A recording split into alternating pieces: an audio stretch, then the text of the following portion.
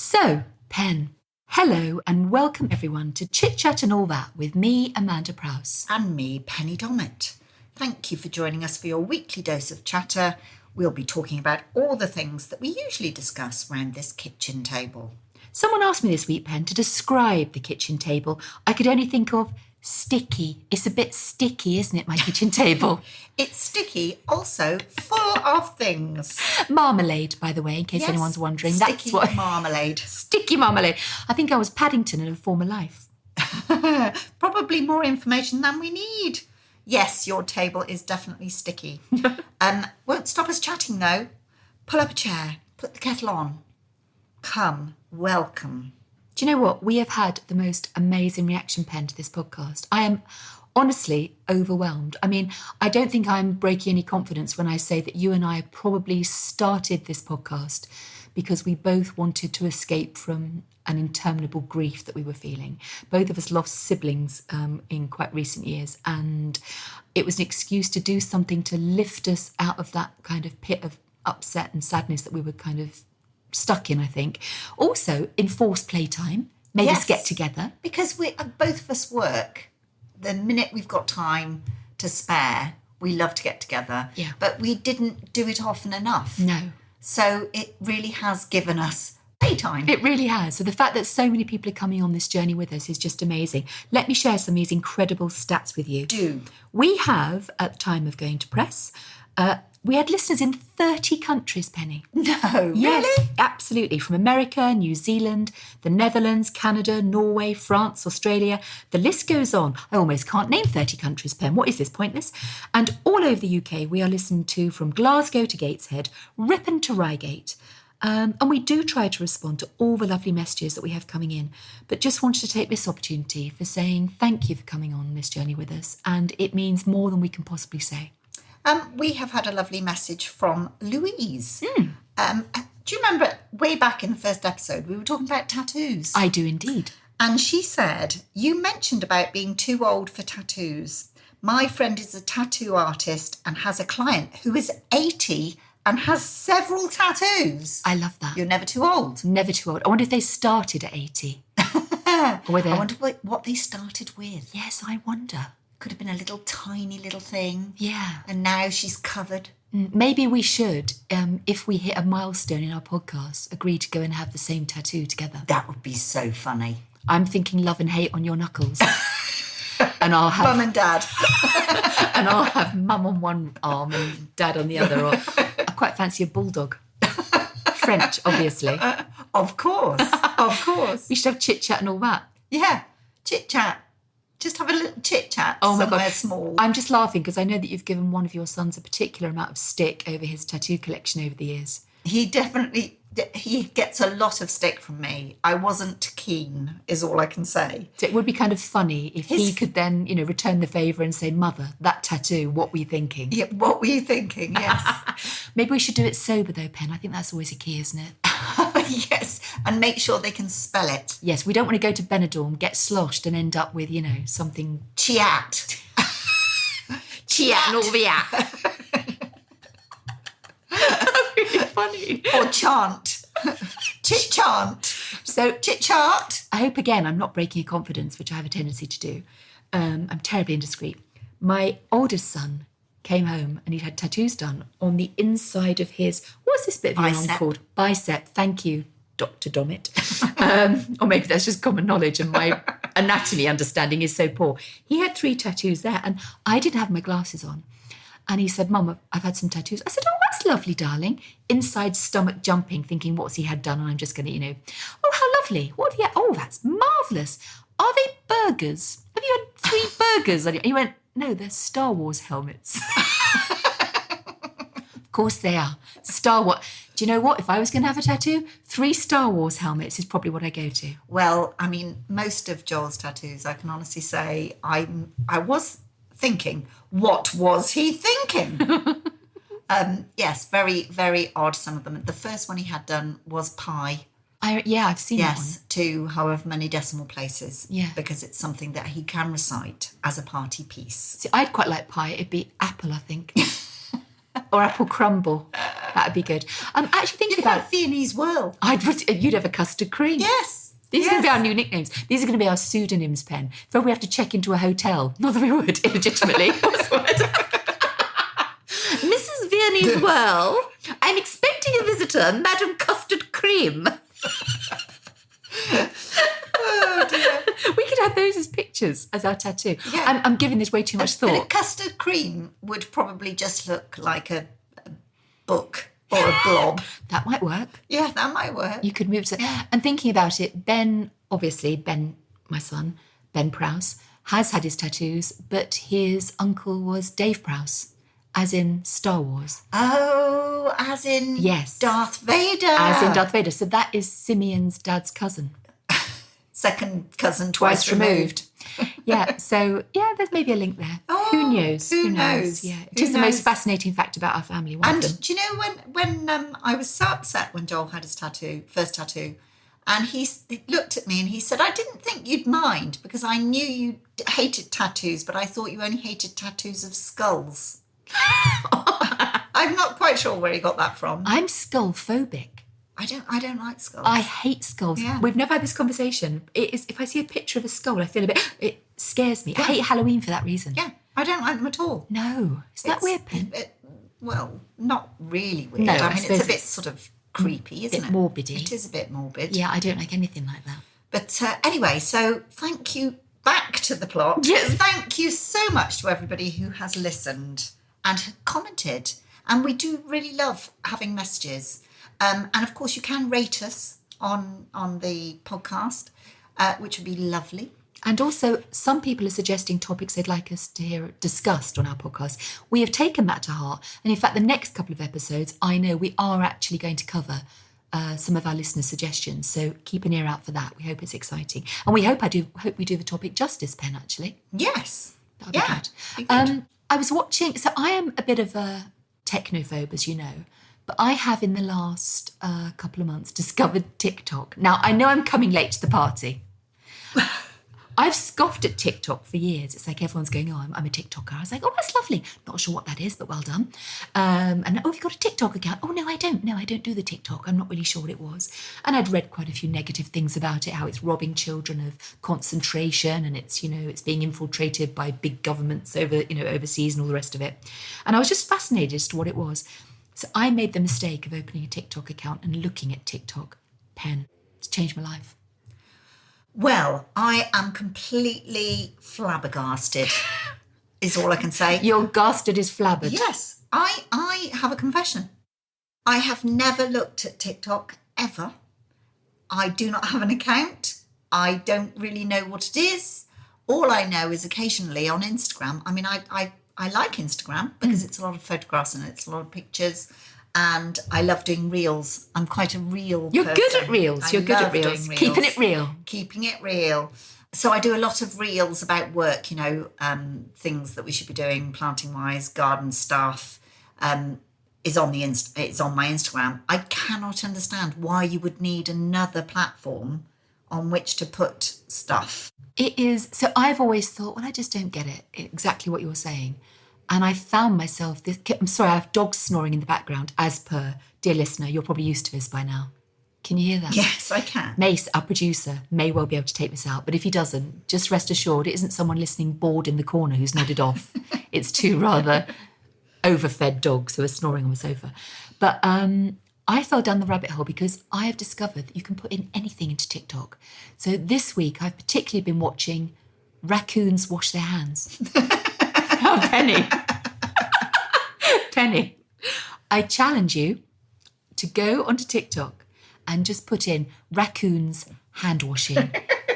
I am so obsessed. They are the cutest. They look like little burglars. They've got their little eye masks on. They've got stripy vests on. And their little eye masks. And honestly, they love washing things and washing their hands. And there are endless videos of them with little bowls of water, like washing cups or washing socks. It is absolutely divine. I'm obsessed with it. And suddenly I look up and an hour's gone by. You see, I'm a bit like that with Instagram. Yeah. See, that's the problem. I scroll. I'm a scroller. I have actually recently put a thing on my Instagram account which alerts me when I've been constantly scrolling for a set period of time. That's clever. It is. I like that. Yeah. The other thing I've been watching a lot of is air fryer recipes. You haven't got an air fryer. I know. But honestly, it looks amazing. I keep thinking, garlic bread made with a baguette. This is absolutely wonderful. Oh, chips with... I'm definitely doing that. And I'm obsessed with it. And I'm watching all these people go, look, I make this, I put it in this bowl, put it in the air fryer. 3 seconds later, I'm feeding 8,000 people with snacks better than you can buy at a drive-in. I want to do that. I don't have an air fryer. You see, again, that's another thing. Why do you need it cooked that quickly? Yeah. I mean, well, by the time you've put your supper in the oven and you've gone and changed, you come back, your supper's ready. I guess if you are time poor, which most people are, if you can, get in from work or get in from whatever, and you're about to go to the gym or go out and meet some, do whatever you're doing of an evening. I'm trying to imagine a life where you don't sit on a sofa and watch the Durrells and fall asleep at 8. Because that is my social life. I'm trying to imagine a life where maybe you might get in and get changed and wash your hair and then go outside of the house. Because apart from anything else, I wouldn't have enough counter space to put an air fryer. No. You need a separate room for the size of the air fryers. Yeah. Well, I do know someone who has an air fryer. In fact, I know several people who have air fryers, Pen. And they swear by it. Oh, yeah. Weirdly. I mean, it's a bit like people who talk about TikTok and swear by that as well. I just don't get it, really. But then I have bought, how many things have you bought over the years for the kitchen? Mm. And it is now in the charity shop. I'm looking at a spiralizer as I talk to you. Yes. Hidden away. Yeah. I used that once. I bought a steamer. Oh, steamer? What do you mean a steamer? It's like a multi-storey... no wonder you got no space in your kitchen if you got a multi-storey container that has a little boiler thing at the bottom, and you plug it in and you put your veg in it, put some water in the bottom. Yeah. Then you put your veg in the first floor. Yeah. Some more veg in the second floor. Lower ground. Yes. Ground floor, the one everyone wheezing. Going up. Menswear. Oh, there's Mrs. Slocombe. Oh. Mrs. Slocombe and her pussy. Was it? Remember that? Still makes me laugh just thinking about it. And then you put your lighter veg in the top, put the lid on. What's lighter veg? Things that don't need much cooking. Oh, right. So what's a heavy veg? Things that need more cooking, like carrots. Oh, depends how you cook them, I suppose, Pen. Yeah, well, if you're steaming them, this is the whole point, you see. Right. And then you plug it in, which is such a waste of time because just boil a bit of water and put them in. It takes just the same amount of time. I have a contraption. It looks like a saucepan with holes in the bottom. You've probably got one. You stick it on top of the saucepan. Yeah, steamer. Yes, it's that same thing. But not an electric one that you plug in the wall. No. That's all it is. Yeah, I think mine's quite energy efficient. And ice cream maker. I've never had one of them. No, I had one. And for about a month, we had ice cream 3 times a week. That must have been a terrible month. But it literally would take hours. You'd plug it in and it would whir away. And that went to the charity shop. Can't be doing with that. You see, I'd rather nip up Ulverston stores and get a Viennetta. Yeah, exactly. I love a Viennetta. Viennetta. Oh. Mint choc chip Viennetta. Chocolate ice. Mint ice cream. Pen, what? No? Revolting. You're not my ice cream twin. No, definitely not. What would be your go-to ice cream flavour of choice? Salted caramel, of course. Oh, I hate that. Why? It's no. And vanilla. I mean, you can't. Vanilla? Vanilla? What are you, 84? I'll have the vanilla and some stewed prunes, please. No, I'm not letting you have vanilla. And do you remember those little wafers that look like a fan? Oh, I love one of them. You used to get them in the Golden Egg, where we used to go and have our tea. We used to go to the Golden Egg. Love the Golden Egg. Yeah. Although I'll tell you my Golden Egg story in a minute, but we used to go to the Golden Egg and you'd obviously have egg and chips, or egg on toast, or omelette and chips, or egg in any variation you could think of with chips. And then afterwards, 2 balls of ice cream that was mainly ice in a scoop, in a little stainless steel bowl that was so scratched, looked like someone had gone over it with a scouring pad. And then one of those fans sitting in the top. That for me was so continental. It was like, a little you were fan. So posh. Oh, I loved it. I used to go to the Golden Egg with my mum and dad. Maybe, I don't know, once a month we'd all nip up the Golden Egg, and it was fantastic. And one day my mum said, I'm terribly sorry, my little girl needs the loo. Can she use your bathroom? And they went, oh, yeah, that's fine. Took me out the back, and on my life, there was a bath full of chips. Like cut potatoes in So dirty... not cooked chips. No, raw potato, chit-shaped. Chit. I'm trying to think what a raw potato is called. Just a potato. It's like raw toast. It's just bread. Potatoes cut into chips. In the bath was full of that water. And you know when you're sort of rinsing the starch off spuds and it goes a bit grey? This grey water was up to the top of the bath, and it was full of chips. And it wasn't a new bath. And I remember my mum and I stood there, and it didn't really, I didn't really clock it because I was only a kid. I can remember my mum sort of going, blah, blah, blah. We've got to go. I was like, you all right, Mum? She's like, yeah, blah. And we never went back. Can I give you a good tip? Yeah. Don't keep your chips in the bath. Talking of potatoes. Yeah. If ever you peel your potatoes. I do. And want to do them early for your roast potatoes or your supper or whatever. Yeah. And you put them into water, don't you? Yes. And the starch comes out and makes the potatoes go a bit grey. Yeah. If you put half a piece of bread in the water with the potatoes. Penny, you've literally just hit on one of my ickers. Soggy bread. Well, no, it stops the potatoes going grey. I would rather have a grey spud than have to fish out that. I can't even fish out. It works because it soaks up the starch. It's a heavy price to pay. I don't think I'm quite there. That's very, very funny. So yeah, bath full of chips. Isn't that disgusting? Yeah. Anyway, so I won't be signing up for TikTok anytime soon. No, it doesn't sound like it. I can't see the point. I do see these people who should have something better to do, doing those stupid dances. I love that. Oh, for goodness sake. Can you imagine? We should do one. Oh, my... that would be horrific. Let's post it. That would be horrific. My mum sends me a little TikTok reel thing, I don't even know the word, probably every week, of this old couple. I think they're called the Connerbeers. I think that's their name. I might have got that wrong. And they basically do this very basic dance. She has a walking frame and he wears a pair of shorts, and they sort of do this funny little dance, which I'm doing. Only you can see this, of course. But it's very good. It's the same every week. And she finds it absolutely hilarious. And I don't get it. And she sends and goes, oh, this one's really good. And they've just changed their top. It's like nothing's changed. But some of those dancers, I remember during lockdown, there was a group of builders who were doing this incredible dancing on building sites. I'm making it sound rubbish. It was really, really good. Maybe I'll try and find it and post a link. I think I might have seen that. It was very funny. I loved it. Oh, I love a bit of a, when you see people doing a flash, is it a flash dance? A flash, not a... Flash mob. Flash mob. What a feeling. She wasn't a proper welder. She was never a welder. I'm telling you that. Not in those socks. No, not in those socks. Sexy welding. What's that all about? Oh, I'm a sexy welder. Who's written that script? Right, we're going to have her scantily dressed, but also a welder. Complete with the full mask, the full face mask. There is a scene in The Full Monty, which is the best movie ever made. Absolutely love. Well, second best movie ever made. The Full Monty, loved it. And there's one where one of the characters goes, yeah, I don't trust that mix. So mix is too runny. And they were looking at him because no one's worried about the mix. They were looking at her in her thong.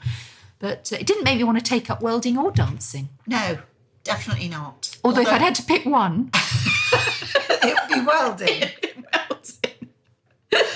Simeon's a welder. Really? Actually, he's a dancer, but he loves welding. He has his own little welding kit, and I'm making him sound like a child. Oh, he's got a little welding kit, and he loves to go out and weld. I say, "You right, lovey? Do you want to look? I'm just going to do a bit of welding." I say, "Off you go," and he goes to his room and he does things. He welds. Make sure you wear your goggles. I tell you what, the best day of his life is when something needs welding. I can do that. I can fix it. I've got a welding kit, Well, and I say. I know. Gee, I mean, is that really necessary? But it's a good skill to have. You never know. Come the apocalypse, when all these things need welding. Well, and also your entire house will fall down except for all the things he's welded. There'll be shelves still up. I don't know enough about welding. You welding. don't weld a shelf, do you? I don't. It depends what it's made of. Weld a shelf. I tell you what, I'm not going to let you near my house when it comes to rebuilding, if that's what you think. But no, it is funny. And the things that we do, I mean, our life, we just potter along together. And I said to him the other day, I was listening to an article on the radio about this couple. In fact, I'm interested in your view on this, Pen. It was a woman sharing a story with a journalist. And she said, I was in the bath and my husband came in to use the loo. And he did a poo-poo. Okay. Now, the journalist's reaction. He did a poo-poo. Considering all of the world's problems at the moment, I can't believe this is the only thing you want my opinion on. Penny, I just was interested because the journalist said, oh, he came into the loo to use the bathroom and you were in the bath. And that's what they were horrified about. I was horrified about the fact that she let him in when she was in the bath. Really? We have our best discussions in the bath. Do you? Oh, my goodness. Oh, that is the place for... I mean, some people have discussions around the kitchen table, which is the normal place. Which, trust me, is my preference. Yes. But quite often, I'll be in the bath and my other half comes in, sits on the loo seat, not anything else, because that's the bit that horrified me. You're right. Sits there and we have a little chat. Do you? And that's how we discuss and chat. Sometimes I say, do you know what? I'd like a bit of quiet, a bit of peace, just get lost. So are you, do you have a lot of bubbles? Yeah. Oh, yeah. Yeah. I like a bubbly, but I love a bath. We have got the most massive bath, which makes people laugh because they say, oh, I thought you were trying to save the planet. And you have like 600 litres of water in a bath every night. But when you work outside and you get filthy dirty and you're cold and it's wet and it's miserable, there is nothing more wonderful than a really deep bath with, am I allowed to mention Lush? You can mention what you... Ben, this is our podcast. You can say whatever you like. I love a Lush bath bomb.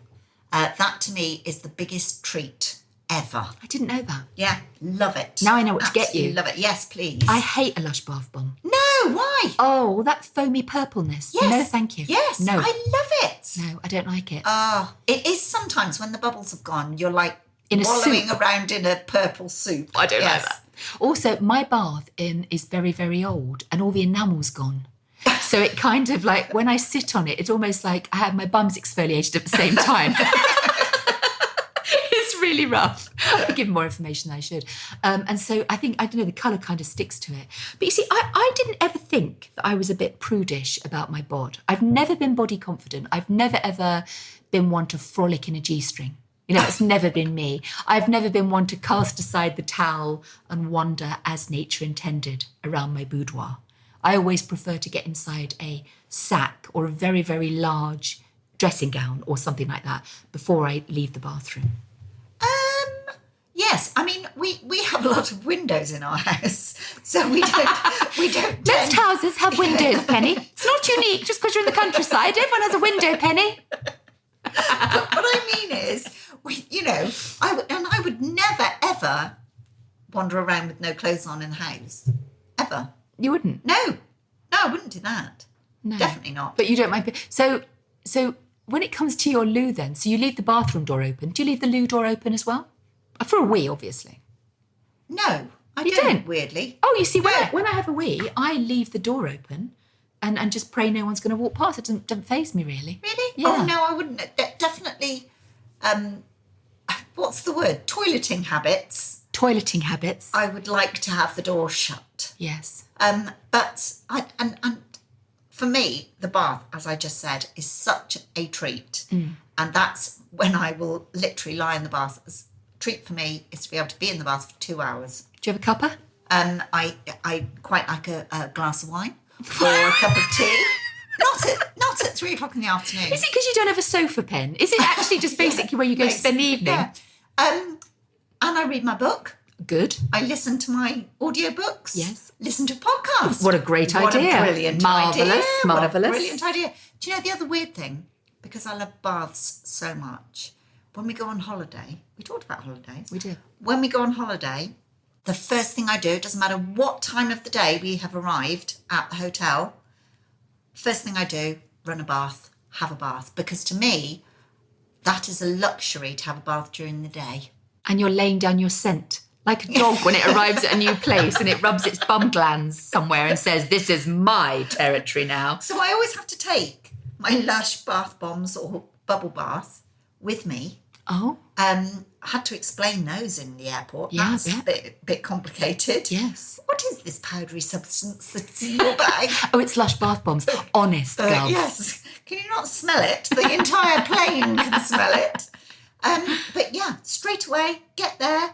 Don't even unpack the suitcase. You have a bath. Have a bath. I didn't know that. Yeah. Do you know, it's funny though, isn't it? When you first meet someone, so when Simeon and I first got together, I can remember, we used to go and stay in a hotel or whatever. We had kids. It was like the only time we'd get any space, to be honest, and any time alone. And I can remember, if he needed to use the bathroom, he'd say, "Oh, I'm just going down to reception." Or, if I needed to... What is that euphemism? It was, yeah. You didn't go to reception. Because, you're in a little hotel room and there's a bathroom either attached or even worse, where it's in the room. Oh, what is that all about? What is that? We went to stay in this really, really expensive hotel, and the only thing separating the bedroom, well, I use the term loosely, the bed area from the bathroom and the toilet was a curtain. A see-through gauze curtain. Filth. You see, I was at the point where for years we were like, "Oh, I'm just going to go down to reception and see what time dinner is."